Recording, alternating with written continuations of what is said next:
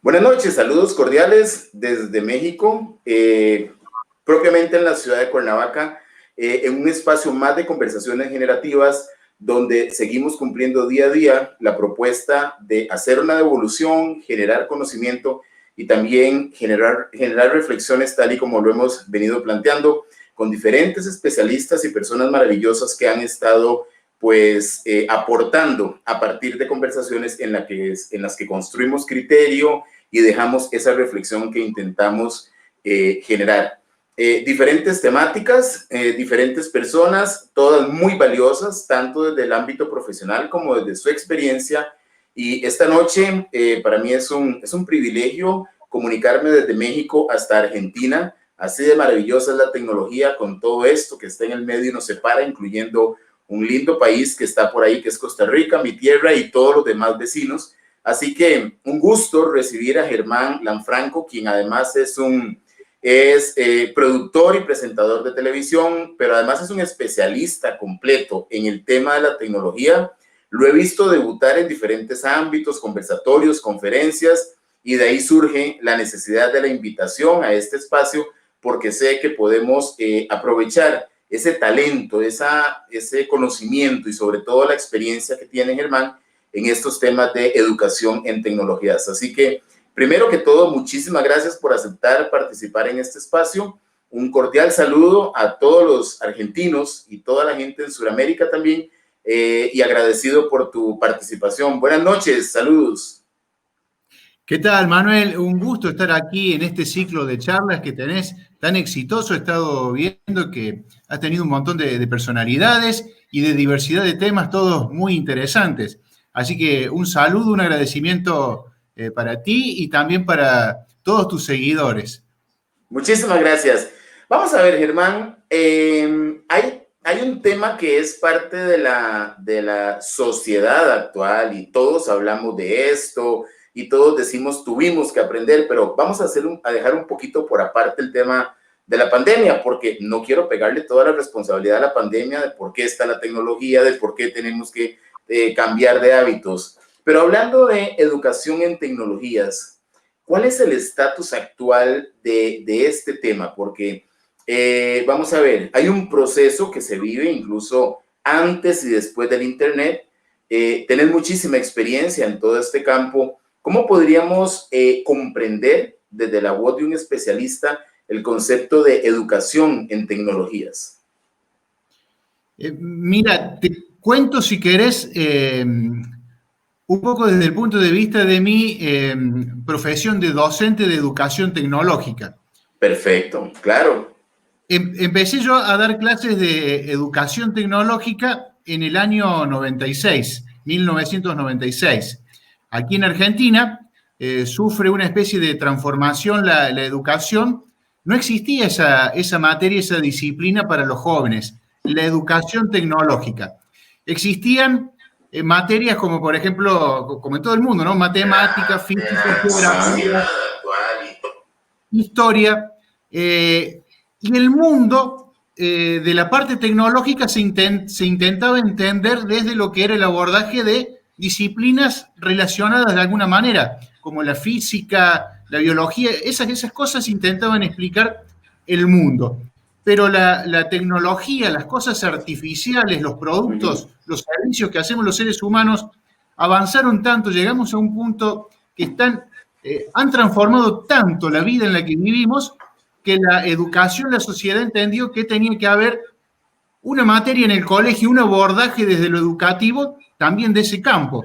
Ya no alcanzaba con explicarla al mundo que nos rodea, que tiene un montón de cosas artificiales hechas por los seres humanos, explicarlos desde la ciencia o la matemática o alguna otra disciplina. Hacía falta una materia como educación tecnológica, donde se estudian todas esas cosas, ¿no? Entonces, eso pasó en Argentina, por lo menos aquí en la provincia de Córdoba, donde yo vivo, aproximadamente a mediados de los años 90, y entiendo que en el resto del mundo, años menos, de una manera similar.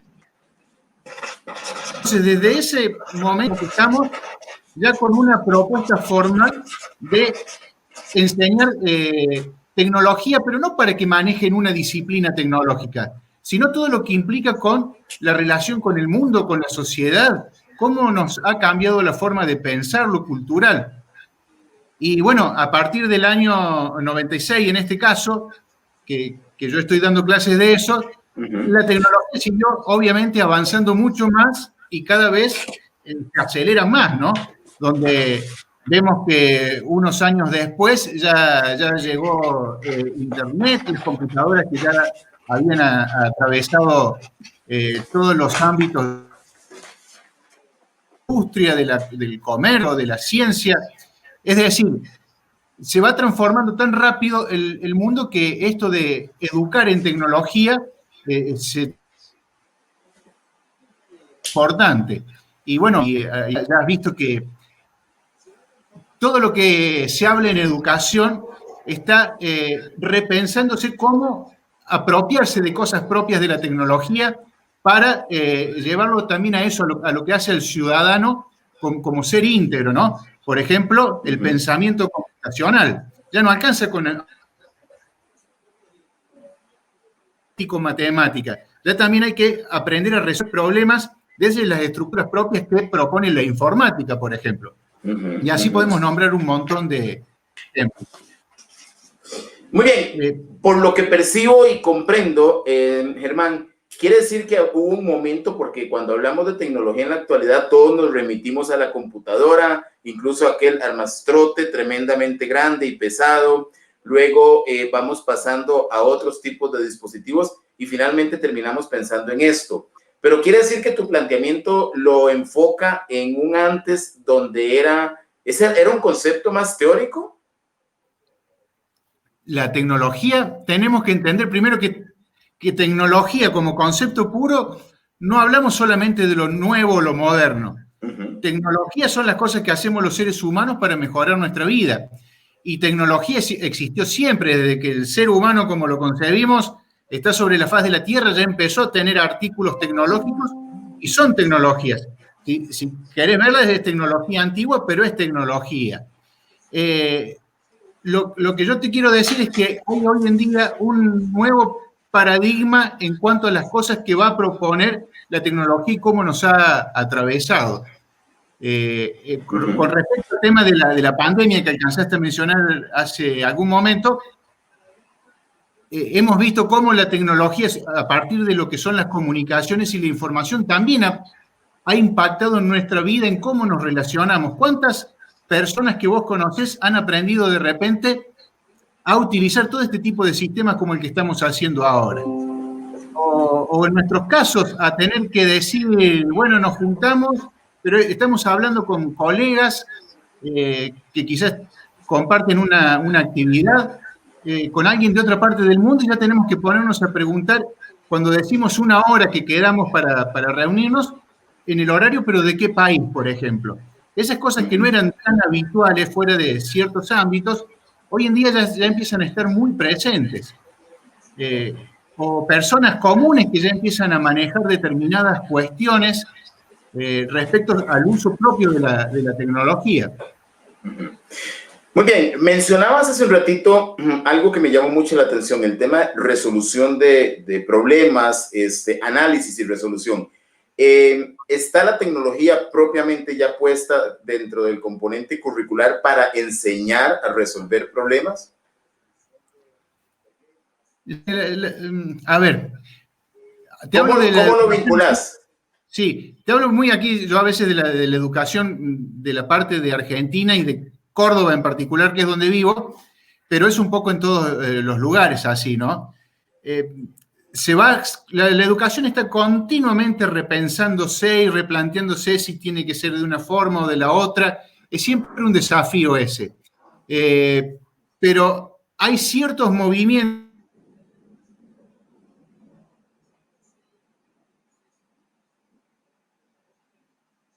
que tienen que formar. ¿Estamos en línea? Sí. Los ciudadanos sí, como perdona, se tienen que tuvimos una interrupción ahí, decías que hay ciertos movimientos. Sí, que ya llegan a los libros de textos, a los manuales de educación, acerca de qué herramientas y qué habilidades tienen que tener los alumnos para ese futuro tan incierto que van a que van a tener en el caso de cuando sean adultos. ¿Has escuchado esto que por ahí se dice que no sabemos cuáles van a ser los trabajos del futuro dentro de 15, 20 años? Porque es imposible predecirlos. Entonces, la información tampoco es un problema, acceder a la información como sí lo era antes, y donde la escuela lo que hacía era brindar información. Hoy la información se consigue muy fácilmente, está disponible. De hecho, el problema pasa a ser al revés. Es tanta la información que hay que nuestros alumnos lo que tienen que aprender hoy en día no es a buscarla, sino que tienen que aprender a discernir cuál es la información correcta, cuál es la información buena, hacer una especie de curación. Es decir, son ese tipo de habilidades las que la educación está planteándose que tiene que brindarle a los alumnos. Esto del pensamiento computacional tiene que ver con el hecho de cómo resuelvo problemas, que son técnicas que a lo mejor aplican los informáticos para elaborar algoritmos y software para resolver problemas. Bueno, traslademos esas habilidades, esa forma de pensar para instruir a nuestros alumnos, para darles esas herramientas. ¿Cómo resolver problemas? No necesariamente para hacer un programa informático, sino para distintas situaciones que se le van a presentar en la vida. Entonces, hay una serie de nuevas características, de nuevas variables, nuevos paradigmas que están dando vueltas y que la educación los está incorporando a su esencia para poder hacer bien su trabajo. Vamos a ver, hablando y desde tu perspectiva en tu región, en tu colegio incluso, ¿a qué conduce? Vamos a ver, cuando un estudiante es sometido a un programa de este tipo de educación en tecnologías, ¿a qué lo conduce? ¿Cuál es el resultado final? ¿Con qué perfil termina un estudiante como este? ¿Qué competencias adquiere? Mira, la educación está atravesada de desafíos. Incluso tenés que dividir también por ahí lo que es a veces la educación pública de la privada, ¿no? La educación, las instituciones educativas, sobre todo las escuelas públicas, que es donde yo trabajo, son la última trinchera que contienen al alumno, y saquemos de lado la pandemia, pero son la última trinchera que contiene a los alumnos de un montón de problemáticas. Y eso depende mucho y varía mucho de los lugares en donde estén.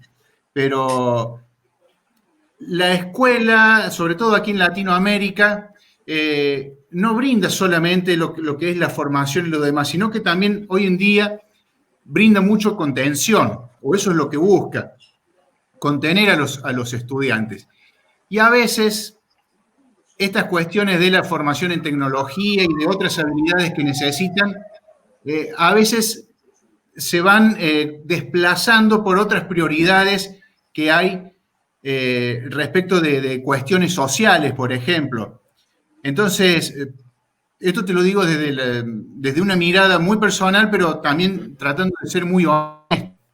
A veces esto que vos me preguntás queda relegado a un segundo plano.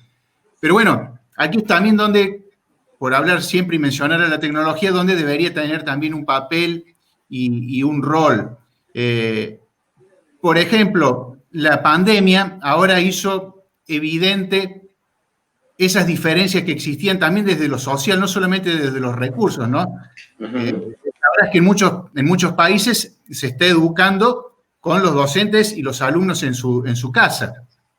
Y si ya era difícil enseñar y educar con el docente en la presencialidad, imagínate ahora donde no está esta parte humana de contención tan firme como se podía hacer en lo presencial. No sé, quizás me fui por otro lado, ¿no? De lo que estabas orientado con la charla, ¿no? Pero es la realidad también de lo que hay. El docente justamente por eso tiene ese rol, si no pondríamos a educar a los niños o a cualquiera con una computadora simplemente. Está este arte que lo ejerce una persona, un ser humano, con todo lo que implica para poder hacer eso realidad, que exista realmente el fenómeno de la educación. Y a veces no pasa todo solamente por la tecnología. Muy bien. Clarísimo, o sea, el tema social se interviene y se combina y eso hace que hayan algunas oportunidades de mejora todavía. Me llama la atención algo que planteas dentro de tu propuesta y que es que en ausencia del docente no es tan fácil porque el docente presencialmente contiene. ¿Significa eso que estamos todavía muy lejos de una cultura en educación tecnológica o a través de plataformas tecnológicas? Por lo tanto, los resultados todavía no pueden ser los que se esperan. Y la tecnología es solamente una herramienta, un recurso más. El fenómeno de la educación existe cuando está el docente también. Te lo digo yo, que yo impulso algunas soluciones relacionadas a la tecnología, pero no se puede pretender que eso reemplace el labor del docente. Cuando estudiabas, en tu caso, lo que aprendías ¿tendrás algún profesor que recordarás, digamos, que te ha marcado, por ejemplo? Esas cosas no las hacen los aparatos. Esas cosas las hace el ser humano. Uno aprende cuando lo ve, aprende con el ejemplo, cómo se para, cómo habla, cómo reacciona, cómo se comporta. Todo eso lo filtra la tecnología. Obviamente que permiten un montón de otras cosas y si querés podemos hablar un rato muy largo de todas las ventajas que implica incorporar tecnología, pero la palabra es esta, incorporar. No es que vamos a separar una cosa por un lado, el aspecto humano y la presencialidad por un lado, y las posibilidades que brinden los distintos aparatos y programas de computadora y lo demás por el otro. Es decir, esto tiene que ser un recurso, algo que se incorpora como una herramienta que lo utilizas cuando te sirve para lo que fue pensada, dentro de un repertorio de estrategias y de recursos. Veo algo ahí que es no deshumanizar el proceso, así sea a través de tecnología, como se enseñe. Me parece muy viable, me parece muy cierto no perder ese contacto humano, el profesor que voy a recordar, incluso el consejo extra clase que me puede dar un docente. Sin embargo, hoy estamos ante una realidad que es diferente. El tema es, por ejemplo, le comento que en Costa Rica, que es el tema que conozco, por las noticias se anunció que no hay regreso a clases en lo que resta de este año y se sigue a través de medios tecnológicos que estoy casi seguro no se han podido desarrollar o utilizar de la mejor forma, y quizás no es un tema de voluntad, sino de preparación. Incluso un dato muy interesante, pero preocupante, fue que hay 90,000 estudiantes, vamos a ver, de quienes los docentes perdieron contacto, o sea, no saben dónde están, no hay ninguna vinculación. Entonces, imagínate, si a nivel de una presencialidad siempre hay deserción, con una herramienta tecnológica de por medio en algunos casos y aún así una cifra tan alarmante de estudiantes no ubicados, o sea, el impacto es importante y es muy peligroso porque esto va a repercutir en la economía, en la educación misma y en otras cosas. ¿Cómo ves esta realidad de tener que, no es necesariamente querer, sino tener que asumir el proceso educativo por medio de estas herramientas? ¿Cuáles, por lo menos, serían tus propuestas para las primeras opciones de solución, de ayuda, de decir, lo ideal no sería esto, esta es la realidad, cómo enfrentamos el tema de esta educación virtual a la que nos estamos viendo obligados casi permanente? No tenemos claridad de cuándo va a salir la vacuna, por lo tanto, de manera paralela el proceso va a seguir así. Sí, a ver, esto se implementó de un día para el otro, con lo que había, con lo que se podía decir. No es que los colegios o las universidades se venían preparando para afrontar esta situación. El hecho de usar virtualidad y todo lo demás, algunas instituciones sí lo tenían porque van más a la vanguardia y tienen los recursos y las posibilidades, pero en general esto era para un futuro más allá, varios años más allá, y para ir viendo cómo se hacía. Hasta hace poquito, Manuel, se discutía en las escuelas si se podía usar el teléfono o no, por los problemas que traía usar el teléfono. Y ahora, de buenas a primeras, el WhatsApp y el teléfono celular es es lo que ha salvado la situación en esto. Se implementó lo que había con lo que podía, como se pudo, para que el daño sea un poco menor del que va a ser si no se hacía nada de nada, digamos. Pero es algo que hace agua por muchísimos lados. Tampoco se esperaba, por lo menos en la gran mayoría de los actores de esto, del sistema, que fuera a durar tanto. Iba a ser, aquí en nuestro caso, iba a ser por 15 días y quizás a lo mejor se estiraba 15 días más el hecho de la suspensión de clases, y bueno, ya han pasado un montón de meses y ya se sabe, como decir, que en Costa Rica que no se va a volver a la presencialidad en este año. Es decir, lo que se implementó fue como para minimizar un poco el daño, digamos, de que no esté esta clase presencial, pero solamente eso, minimizar un poco. Y en algunos casos el daño es muy grande, en otros, bueno, se mitiga un poco y en otros salen algo mejor parados porque de repente son instituciones que tienen una estructura, tienen ciertas condiciones de los alumnos y con las familias que también acompañan todas. Y bueno, es un poco menos trágico el asunto, pero bueno, es una pandemia, o sea, es una situación que ha puesto a prueba. Si querés algo positivo, la pandemia va a pasar en algún momento. Y esto va a dejar un montón de aprendizajes también. Es decir, así como van a quedar un montón de cosas, de secuelas negativas, van a quedar un montón de aprendizajes y de experiencias que han llegado para quedarse y de las que, bueno, hemos anticipado en el tiempo, es decir, hemos traído del futuro, algunas cosas que iban a pasar en el futuro ya las hemos traído aquí y que van a quedar con nosotros. Y bueno, por encontrarle algo positivo, eso está bueno. Muy bien, vamos a ver, muy interesante y una carrera súper destacada, la de Germán, en toda esta trayectoria, en estos años de docente y también en el tema de investigación.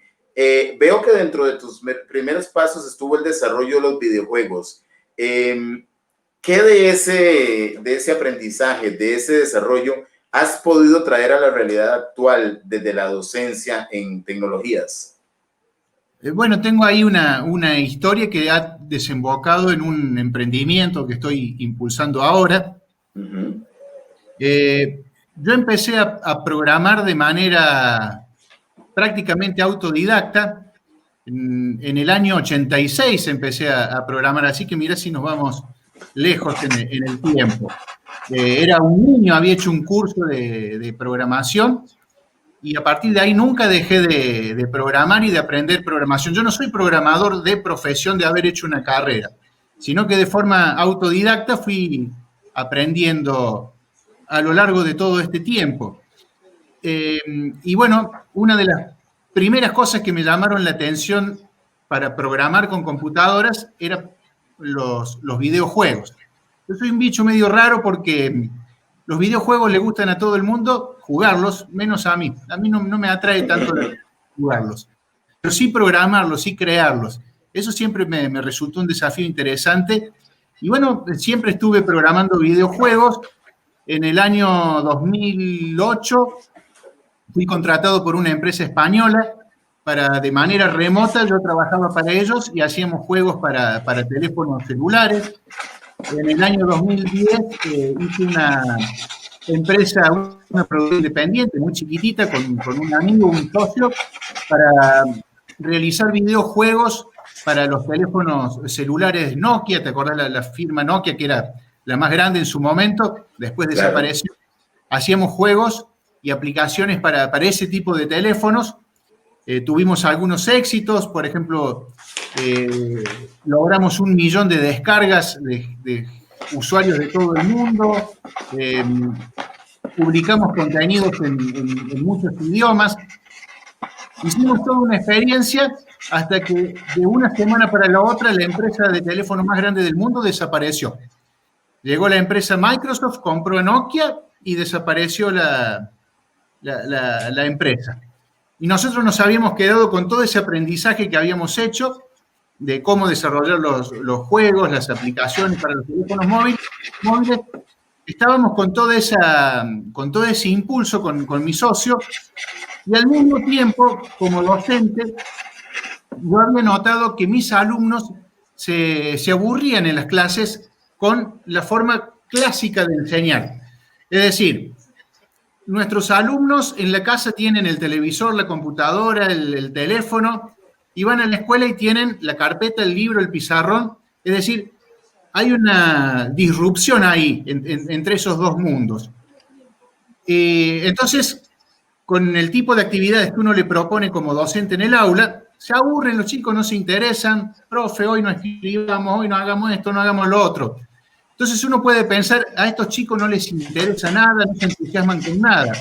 Sin embargo, si a esos mismos alumnos los llevaste a la sala de computación, se motivan muchísimo por usar ese tipo de aparatos, y ni hablar de utilizar los videojuegos. Entonces, como yo estaba en el mundo de los videojuegos, dije, ¿cómo puedo aprovechar ese entusiasmo que le producen los videojuegos para educarlos, para ver si los puedo utilizar?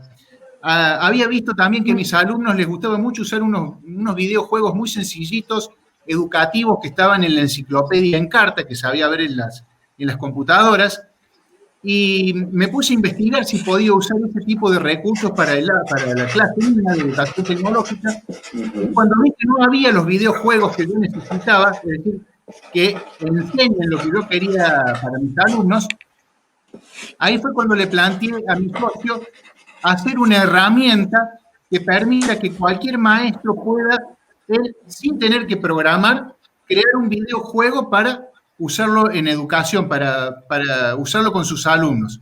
Nos pusimos a investigar esta posibilidad de los videojuegos educativos y encontramos que en el mundo había ya toda una nueva corriente que hablaba de usar los videojuegos para educar. Los videojuegos empezaban a cobrar una prensa positiva. Recordarás vos que años atrás se hablaba de que los videojuegos eran muy malos, que producían epilepsia, generan violencia y todo lo demás. Esa mala prensa que tenían los videojuegos ha venido cambiando en estos últimos tiempos, y se han descubierto una serie de virtudes, entre ellas relacionadas a la educación. Los videojuegos motivan, atrapan la atención de cualquier persona, ¿no?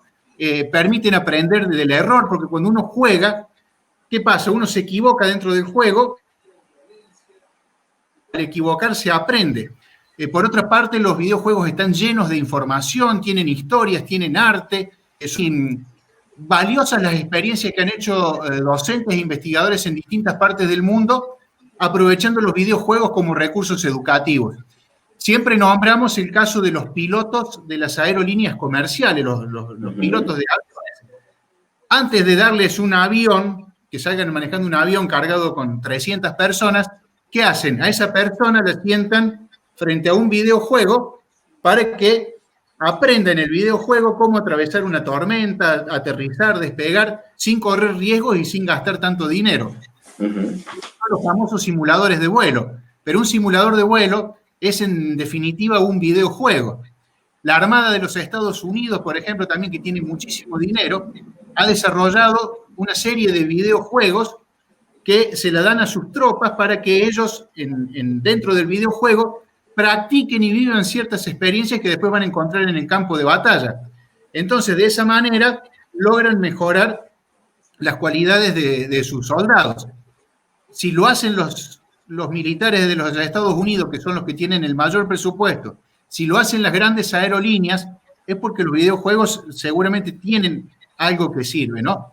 El tema es que desarrollar los videojuegos es muy difícil y muy costoso.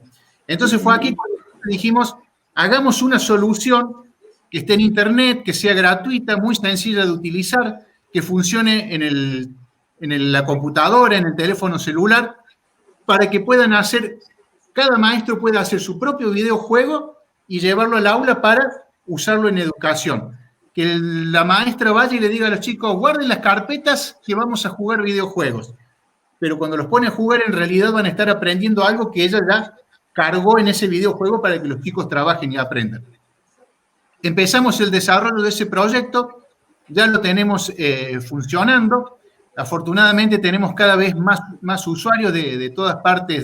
de Latinoamérica y de España, y también nos estamos preparando para lanzarlo a otras partes del mundo, porque desde el momento cero, cuando iniciamos con esta idea, sabíamos que tenía que trabajar en todo el mundo, porque aparte no había en ese momento otra solución que proponga lo mismo. Así que también estamos un poco en esa aventura, digamos, de llevar adelante, de hacer crecer ese emprendimiento. Germán, ¿has podido observar y medir la diferencia entre una clase convencional y una clase con videojuegos, sea en tu escuela o sea por el testimonio de algún educador que te haya compartido la experiencia? Sí, tengo muchos testimonios que nos hacen llegar, afortunadamente a cada rato ahora. A veces nos preguntan cosas, otras veces nos dicen, esto no me funciona tan bien, no anda, hay que corregirlo, y muchas veces me dicen lo bien que les va con ello. Pero te voy a contar una anécdota personal. En el aula, unos 30 alumnos, suponete, chicos de 12 años aproximadamente. Tenés ahí los 3 que siempre se interesan mucho, tenés el resto que son todo el promedio, y tenés esos 3 o 4 que nunca quieren hacer nada en clase. Uh-huh. Un día, cuando ya tenía lista esta solución montada, preparé un pequeño juego y lo llevé al aula. Se peleaban por participar, por utilizarlo. Sobre todo esos niños que nunca querían participar. Profesor, me toca a mí. Él ya habló, él ya tocó, él ya respondió. O sea, era así, hacían tanto barullo, pero un buen barullo, que vino la directora al aula a ver qué pasaba. Se creía que había algún problema, pero no. Era el entusiasmo por jugar, por participar. Es decir, el problema se me transformó al revés, de tener apatía en el aula, pasé a tener un entusiasmo hasta exagerado, digamos. Por otra parte, son efectivos para enseñar, para comunicar los juegos. Tuvimos una experiencia aquí con los bomberos voluntarios de Río Tercero, de una ciudad que está cercana aquí a mi pueblo. Ellos querían hacer una acción, una iniciativa para trabajar la problemática de los incendios forestales. Nosotros vivimos en una zona donde hay mucha sierra, hay mucho bosque, y se producen los incendios forestales que queman hectáreas y hectáreas. Y la principal causa, el primer responsable de esos incendios en el 90%, según dicen ellos, es el ser humano. Entonces, ellos querían trabajar la educación para prevenir incendios forestales, y querían hacerlo de una forma novedosa y llamativa. Entonces nos propusieron en conjunto hacer un videojuego utilizando esta herramienta que te estoy contando. Bueno, desarrollamos un juego, y en las experiencias que hicimos después con jóvenes y con niños, se producían dos fenómenos cuando los sometíamos al juego. Primero, que no querían soltarlo una vez que empezaban a jugar hasta terminar todo el recorrido que proponía el juego. Y segundo, que cuando terminaban de jugarlo, lo sometíamos a un test preguntándole por la información que había dentro del juego, y la habían asimilado toda. Es decir, aprendían todo lo que los bomberos querían comunicar que tenían que saber. Entonces, tiene esas dos cualidades, ¿no? Por un lado, logras captarles la atención, motivarlos a aprender, y por otra parte logras un aprendizaje poderoso, efectivo, porque al utilizarlo, al interactuar con él, asimilan y queda la información que vos querés comunicar, o las habilidades que querés trabajar. Sí, los videojuegos son muy, muy poderosos para educar. El problema que tienen era lo que te decía antes, ¿no? Que por ahí desarrollarlos es muy costoso o muy complejo. Bueno, ahí es donde interviene la solución para allanar ese problema.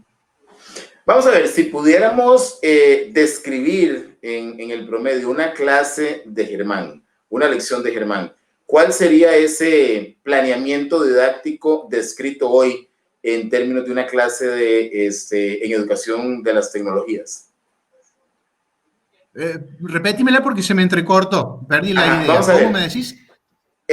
Normalmente cuando vamos a impartir una lección tenemos un planeamiento didáctico Sí. ¿Cómo sería el planeamiento didáctico? Más bien, ¿cómo sería la clase que desarrolla Germán en términos de educación de las tecnologías? ¿Cuál es el perfil de esa clase? ¿Qué características tiene? ¿Cómo rompe el hielo? ¿Cómo hace el acercamiento? ¿Cómo trabaja la evaluación? Hablando de todas estas bondades.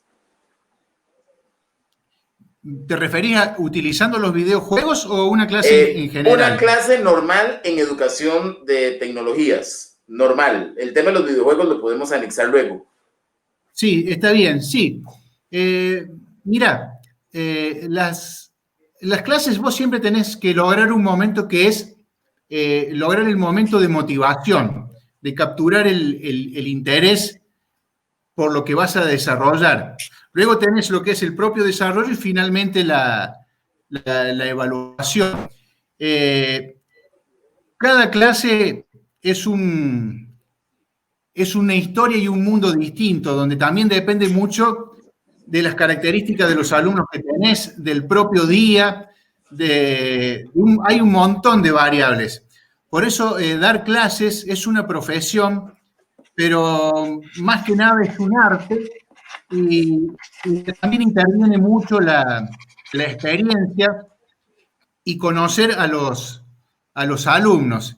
Pero es un arte porque llevar la clase, lograr captar la atención, lidiar con todos los desafíos que supone trabajar con 30 alumnos en clases heterogéneas como son, donde tenés alumnos con características de lo que se te ocurra, un desafío. Bueno, en el caso de las clases de educación tecnológica, a veces se escribe en la carpeta, a veces se utilizan dispositivos tecnológicos, a veces se hacen experiencias, a veces nos hacemos un poco los payasos, a veces trabajamos, muchísimas veces renegamos, muchísimas veces lidiamos con todas estas cuestiones que te digo de tener que trabajar con alumnos que tienen características muy diversas. Eh, es todo un gran desafío dar clases. Muy bien. Vamos a ver, antes era casi prohibitivo. Estuve he estado en algunas instituciones como docente también. Era casi prohibitivo el tema del celular. Era como amonestación sacar celular en clase. Hoy es casi el medio. ¿Qué consejo le podrías dar a un educador que no tiene necesariamente la formación en tecnologías? Porque como bien lo decías, el educador convencional, el de la clase de historia, que está con el pizarrón, con el marcador y la carpeta, que hoy tiene que recurrir a los teléfonos celulares. ¿Cómo podría ser la mejor forma de explotar ese contenido que hay ahí? Mira, es algo que estamos aprendiendo y yo no tengo la receta definitiva, estamos experimentando todavía. Teléfonos celulares en la historia de la educación hace muy poquito tiempo que existen y que se han popularizado al nivel de que ya alumnos muy jovencitos puedan tenerlo hace menos años. Entonces, ¿cómo se utilizan en el aula? Bueno, yo digo que estamos haciendo experiencias, por ahí probamos cosas que funcionan y por ahí probamos cosas que hay que descartarlas que no funcionan. Lo que sí me animo a decir es lo siguiente: un teléfono celular es una computadora, tiene una máquina fotográfica, tiene un GPS, una cámara filmadora, reproduce música, reproduce películas, ¿qué más? Bueno, tiene una serie de elementos que vos pensás como docente, si 20 años atrás dijéramos que alguien en el bolsillo podía tener ese arsenal de recursos, computadora, calculadora, GPS, brújulas, acelerómetros, eh, radio, teléfono, es decir, una serie de cosas que seguramente nos pueden servir a la hora de implementar actividades educativas. Claro que también vienen con un combo de problemas, ¿no? Que distraen, que no se tienen que son relativamente costosos y cuál es la responsabilidad de estar en el aula con un aparato de eso, si se pierde, si es el docente el que va a responder por eso ante los padres o no. Un problema que no es menor y que por lo menos en las escuelas públicas estamos obligados a atenderlos es que probablemente no todos los alumnos puedan tener un teléfono celular, seguramente la mayoría, pero ¿qué pasa cuando hay algunos que no tienen?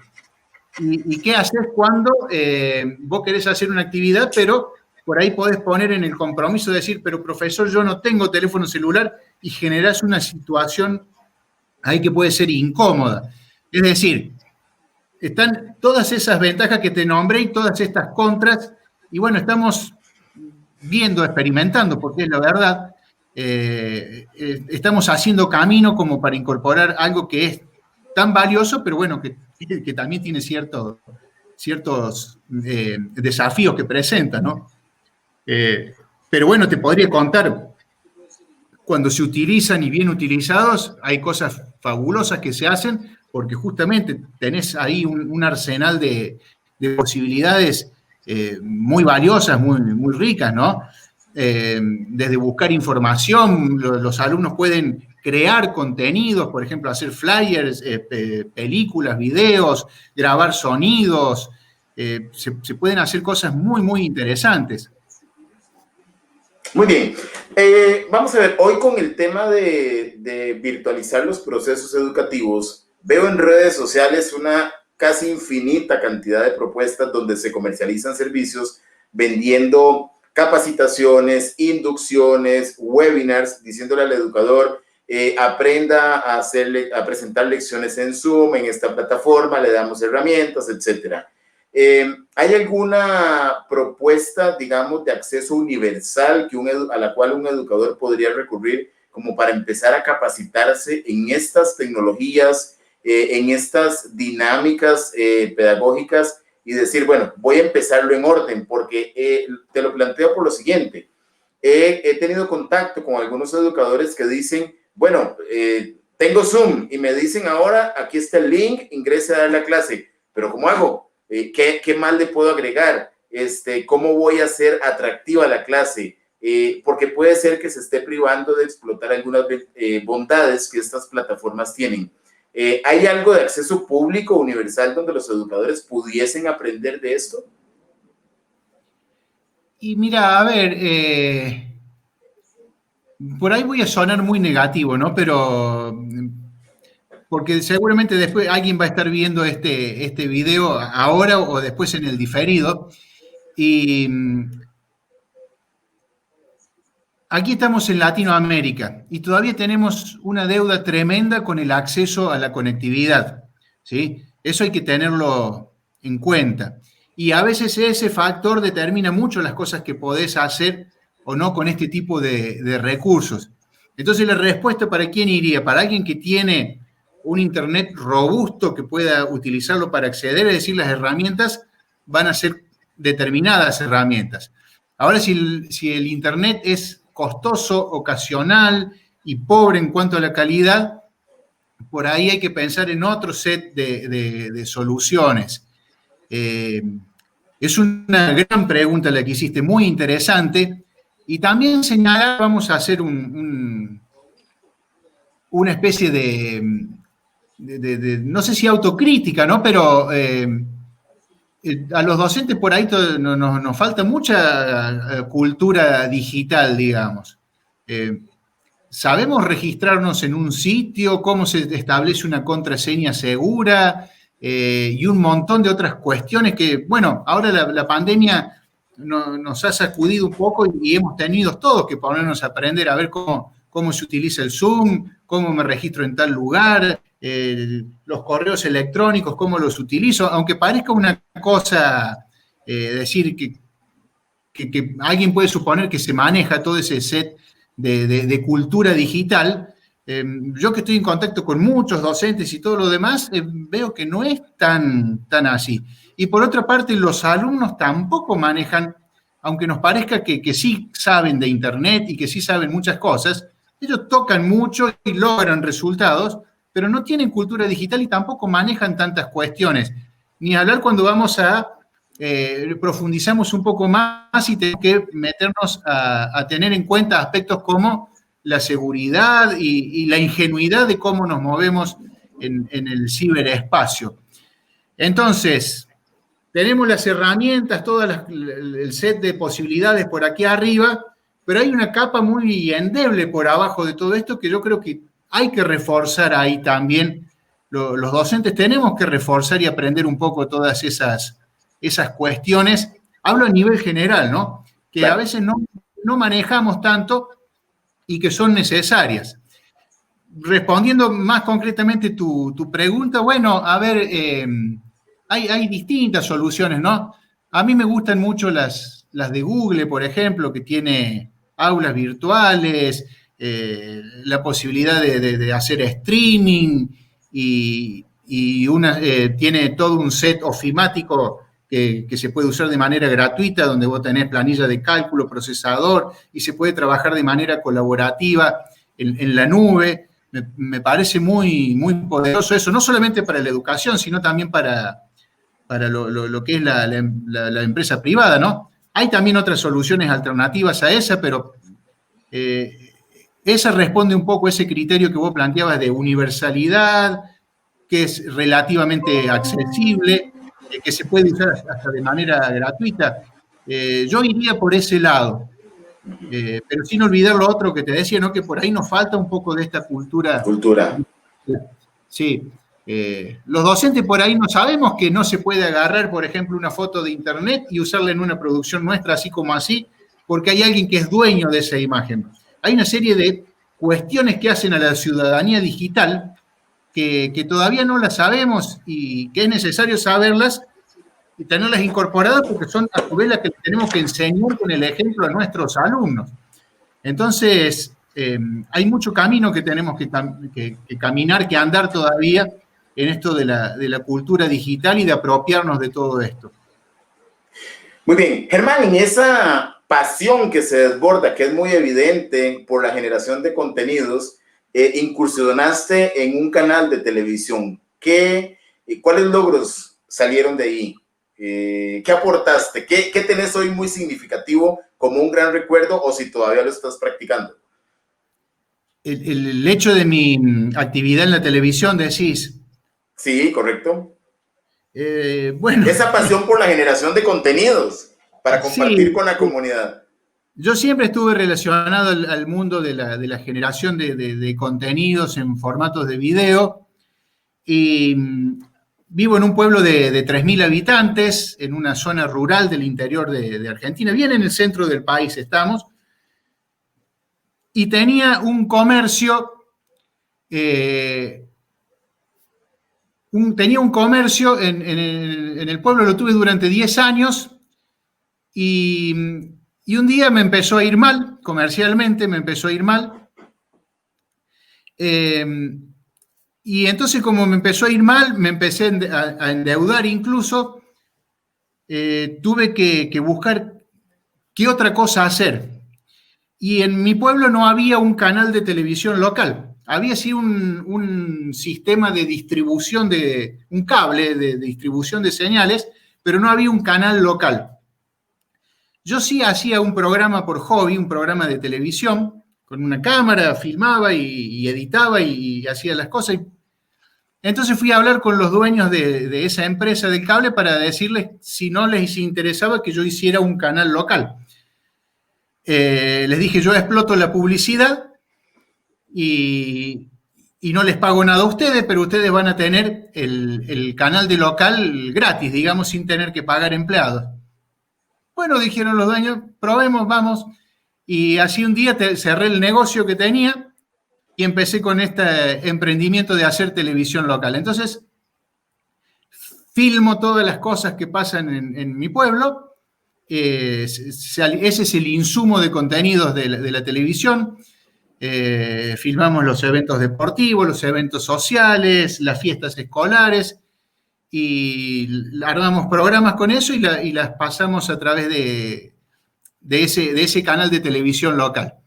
Y le vendo publicidad a los comercios que tienen un lugar para publicitar en formato televisivo, digamos, y desde hace unos cuantos años vivo de eso y pagué las deudas de lo que tenía de antes, del comercio anterior. Es un mercado muy, muy chiquitito, no me hago rico con eso, apenas vivo, en el sentido de que vivo bien, digamos, pero esa es mi experiencia. Y considero que sin ser un canal de televisión estrella muy grande, es importante para el pueblo, no porque lo haga yo, sino porque ganó un medio de comunicación tan relevante como puede ser la televisión, que antes no lo tenía, y que no lo hubiese tenido si no hubiese sido por mi desesperación en ese momento de decir, ¿qué hago ahora? Es decir, a nadie se le ocurriría poner un canal de televisión en mi pueblo por el tamaño del pueblo, por la magnitud que tiene. Solamente alguien que puede estar desesperado de que le empezó a ir mal con un emprendimiento y dice, bueno, perdido por perdido, vamos con esto, vamos por este lado con esto. Así que yo considero que se hicieron muchas cosas importantes desde lo televisivo, porque se le dio voz y opinión a un montón de actores de la sociedad, un lugar donde expresarse. Hay un archivo televisivo muy, muy rico que se ha hecho, porque al filmar todo lo que es la historia propia de la comunidad y queda grabada, eso es muy importante también. También con el hecho de las redes sociales, que muchas veces se comparten las cosas que se hacen, es un modo de difundir también nuestra cultura y nuestra identidad hacia afuera. Bueno, es decir, son todos méritos que no tengo yo, sino que los tiene un medio de comunicación, ¿no? Así que ese sería el gran valor que tiene. Y veo algo también de gran valor, es sueltas un proyecto para asumir un emprendimiento también. No dejó de ser un emprendimiento con todas sus características y pudiste llevarlo adelante. Desde el punto de vista de emprendimiento, es una muy buena lección. Sí, yo estoy orgulloso de haberlo llevado adelante, por lo que te digo, ¿no? Primero por el impacto social, comunitario que tuvo, y después porque me sirvió a mí, me permitió hacer algo que me gusta, me cambió la vida a mí también, porque no es lo mismo la persona Germán antes de hacer la televisión que después de hacer la televisión, porque es algo que te da un lugar en la sociedad. Y después porque, ¿cómo decirlo? Contradije a todas las más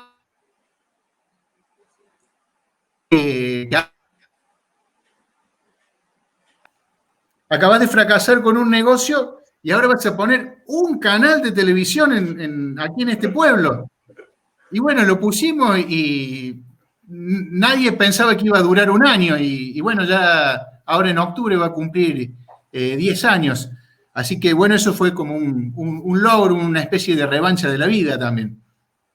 Germán, no quiero hacer una pregunta específica, quiero tocar un tema con un dato muy puntual y que nos pudieras dar tu criterio y tu versión sobre este gran proyecto. Dice, Germán Lafranco funda la empresa Movitech, con la cual publicó juegos y aplicaciones que fueron instaladas cerca de 1 millón de veces por usuarios de más de 100 países. ¿Qué es Movitech? El impacto de más de 100 países no es algo fácil de lograr. Sí, eso en realidad eso que lees ahí es la empresa previa a esta de la plataforma de los videojuegos educativos.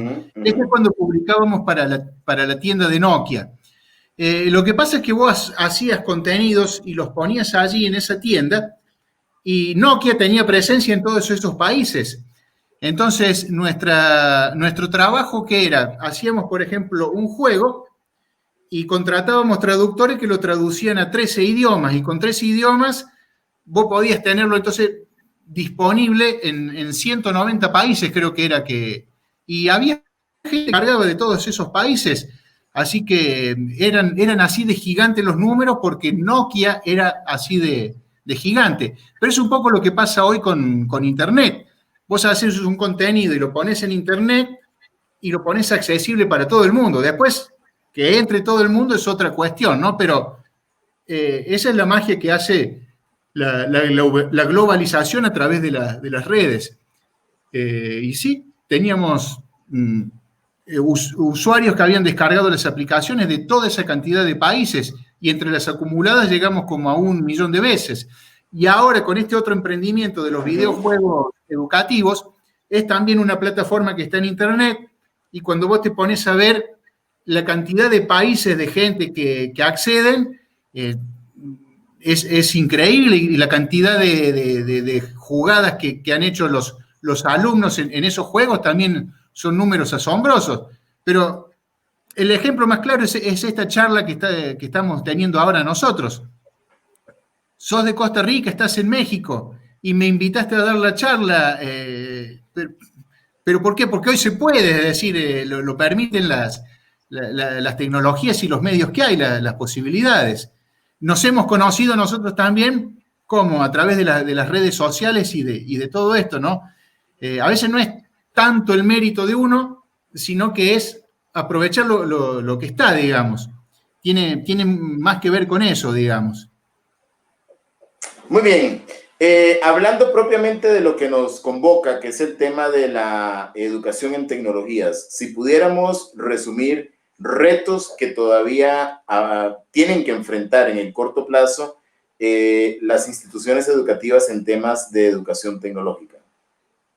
Y hablo de educación e instituciones educativas en general, desde la primaria hasta las universidades, que no escapan de esto. Sí, un poco retomando lo que hablábamos antes, ¿no? Por un lado, si es utilizar las tecnologías, bueno, sobre todo aquí en Latinoamérica, apropiarse de esos recursos, ya sea conectividad, equipamiento y lo demás. Y en cuanto a la parte humana, a la parte profesional, también terminar esto de apropiarnos de las cosas que nos faltan en cuanto a cultura digital, a ciudadanía digital, a conocer más de ciencia también, porque son todos aspectos que hacen a este hablar de la enseñanza de la tecnología.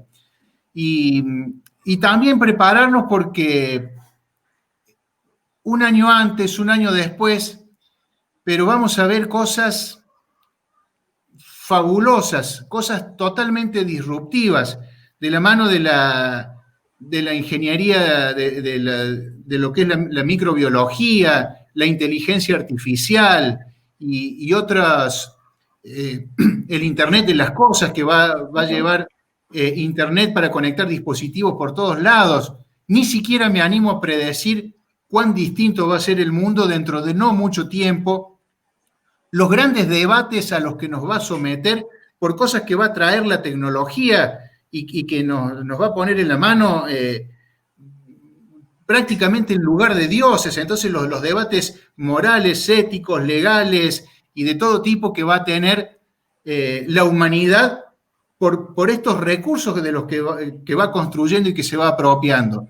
Es decir, yo creo que el principal desafío a no muy largo plazo es preparar a nuestros estudiantes para poder vivir en ese mundo y estar a la altura de los debates que se van a dar a partir de la tecnología. Eso me parece asombroso, impresionante por un lado, y el gran desafío que tenemos. ¿Y cómo se hace para preparar a nuestros alumnos para eso? Bueno, qué pregunta. Creo que con todo esto, ¿no? Con honestidad vamos a recurrir a cosas muy, muy de raíz, con honestidad a formarnos y a abrir la mente para poder prepararnos lo mejor que se pueda para este mundo que se viene. Muy bien. Decimos en coaching al final de una sesión, ¿qué te llevas o con qué te quedas? Yo me quedo con el contenido total de la charla, Germán, porque me ha puesto a reflexionar en general sobre todo lo que has mencionado. Pero hay dos aspectos muy puntuales que son muy significativos para mí. No deshumanicemos jamás por delegar en la tecnología ese proceso educativo, porque en algún momento, pues, sí, claro, ya no hay presencialidad, ok, tecnología, plataforma, y no podemos perder esa otra parte que es también un componente muy importante en el desarrollo humano y sobre todo pensando en poblaciones de niños, de jóvenes que además de la tecnología que está y va a seguir estando, requieren ese acompañamiento paralelo de figuras que se conviertan en esos mentores, en esas personas significativas de quienes también pueden aprender en el futuro. Y lo último que acabas de mencionar, muy interesante, los grandes debates a los que nos vamos a someter los seres humanos con todo el avance tecnológico, que toca temas éticos, temas morales, temas legales, y eso es muy, muy valioso a nivel de reflexión. Bueno, pues la hora exacta, Germán, la promesa hecha desde México hasta Argentina.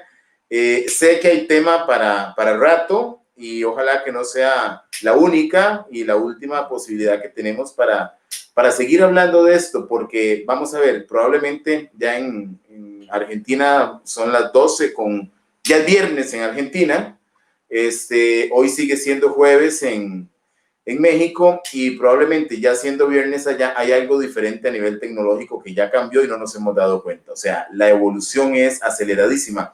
Ahorita que planteabas esto, no hace tanto tiempo que yo en México buscaba en algún momento un teléfono fijo para hacer llamadas y hoy digo, pero ¿cómo yo buscaba un teléfono fijo con el WhatsApp para hablar a cualquier lugar del universo? Entonces, la evolución es muy acelerada y pues hasta con un día de diferencia ya podríamos encontrar algo nuevo o algo diferente a nivel tecnológico y eso exige al docente estar alineado. Otro gran tema, cultura digital, cultura tecnológica para quienes nos paramos con la responsabilidad de dirigirnos frente a un grupo de estudiantes en una era donde la tecnología está presente. Es como, ¿y qué debería hacer yo para estar alineado a esto? Realmente me deja muy, muy buenas reflexiones y estoy seguro que a mucha gente que ha estado por acá y gente que posteriormente lo va a ver, por ahí aparece un amigo en común, un gran ser humano, pero además es un gran profesional de la educación, que es Domingo Borba, que está en Uruguay. Por ahí ha estado compartiendo. Y también gente pues de Costa Rica, de México, por acá está Álvaro Guerrero que dice, un colega educador en Costa Rica, en nuestros países la conectividad en los salones de clase es un punto a mejorar para incorporar el teléfono celular al aprendizaje, lo planteaba muy bien, es parte de, no solamente debo contar que ya existe el teléfono, y la conectividad para llegar a esto. Y por acá también está Emilia Torres de México que dice, creo que es importante aceptar los videojuegos didácticos. Coincido con el profesor Lanfranco, sobre todo en esta pandemia, como ayuda a los profesores y profesoras y poder apoyarse en estos y mantener a los niños atentos. Es más interesante para ellos que libros y cuadernos. En la educación deben de actualizarse. Es urgente para que eduquen para la vida y la vida ahora requiere un cambio, no para aburrirlos y que ellos deserten, sobre todo porque los padres no saben qué hacer para que pongan atención a la clase. Mucho sale de ahí y muchas buenas interpretaciones del comentario de Emilia, a quien también le agradezco pues su valioso aporte. Así que, Germán, un cordial saludo hasta Argentina, en repito, esta maravilla de tecnología, que es lo que estamos planteando, que nos une de una manera tan natural en tanta distancia que hay de por medio. Y bueno, pues gracias por tu aporte, mis felicitaciones también por tantos proyectos como emprendedor, como docente, como desarrollador de aplicaciones y todo esto que está en función de un servicio y ahorita más que nunca, porque lo dijimos en algún momento, esto tiene que darse siempre, ahora sí, con pandemia o sin pandemia, pero más con pandemia. Ha sido un honor, Manuel, recibir tu invitación y la verdad que la hora se ha pasado volando porque, bueno, me has hecho charlar de cosas que me gustan mucho, así que le he pasado bárbaro, a tu disposición, también de los que estén viendo el video por cualquier inquietud o iniciativa que tengan. Ha sido un gusto. Igual, muchísimas bendiciones hasta Argentina y buenas noches, hermano. Muchas gracias. Un abrazo a todos.